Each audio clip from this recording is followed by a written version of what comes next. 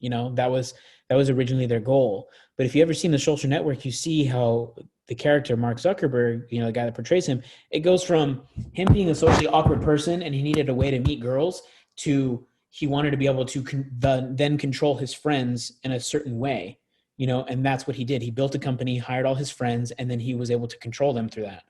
And as it's expanded, we're almost 20 years into Facebook, it's expanded, and he doesn't need to control just his friends, but he needs to control everyone on his platform, you know?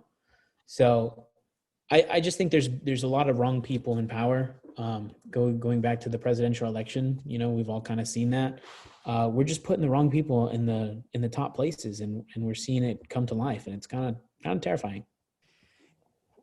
Something that's even more terrifying than what we're seeing right now is that it's almost uncovering that we're seeing that a lot of the people who are up there are just corrupt, and it's like, and it's not that it hasn't been that way for a long time, but it's that it's been that way for a long time and we just haven't known, and now it's kind of unraveling to the people. And some of the people are just like, okay with it because like we got the president out, and then the other half's like the entire opposite. They're like, no, flip the system. And then there's another half who's like, Trump's the savior.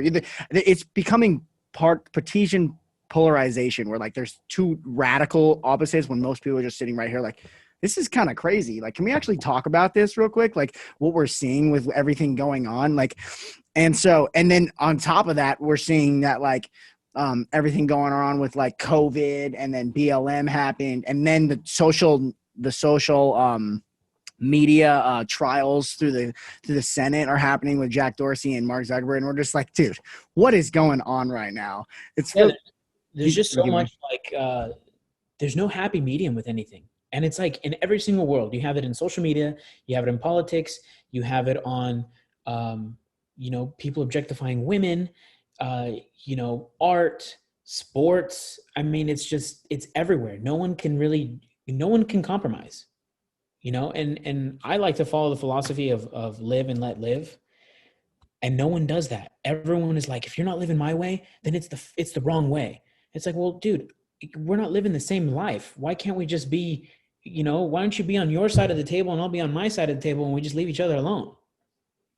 I like that. We're not living the same life. That's exactly my point. It's like especially because like the United States was founded on the diversity of the United States, like the fact that we were all different and, we wanted religious freedom. That's why they came over here. And now it's like, everyone's like, well, if you're not thinking the same things I'm thinking, then you're evil. It's like, why would I think the same? A lot of the times it's like, well, then let's just look at the differences between me and you. I lived in Vegas. You lived in Georgia. I mean, some people like to say gender isn't different, but I like to think you're a girl, I'm a guy. Like I played this sport, you played that sport. Like just like you have these parents, I have these parents. I knew these friends, you knew these friends. You had this governor when you were growing up, I had this governor. Like you grew up through these many presidents, I grew up through this many. It's like there is nothing in that makes us think that we would think the exact same. And that's fine. It's just that we need healthy debate, and we need people who are, especially leaders, who are healthier in their debates. We need people who actually talk about things in our like politically thought about, like can actually think and speak, and not just have like, because like idiots on Twitter can speak, and that's what's fine. It's just the fact that they're doing it too now, and it's just like, well, can you guys at least be revered? Yeah, I think what goes into that is, people growing up in different places is the fact that Americans don't travel. Like I have a cousin who lives in Sweden, and by the time she was in 5th grade, she knew 4 different languages, and she had been to like half the continent of Europe. So they get to really divulge themselves into different cultures and different aspects and stuff. Where here in America, the only other culture shock that we get is from people from, coming from different countries. And a lot of the times people don't like that. So, that really, I think Americans do need to travel more. I also think that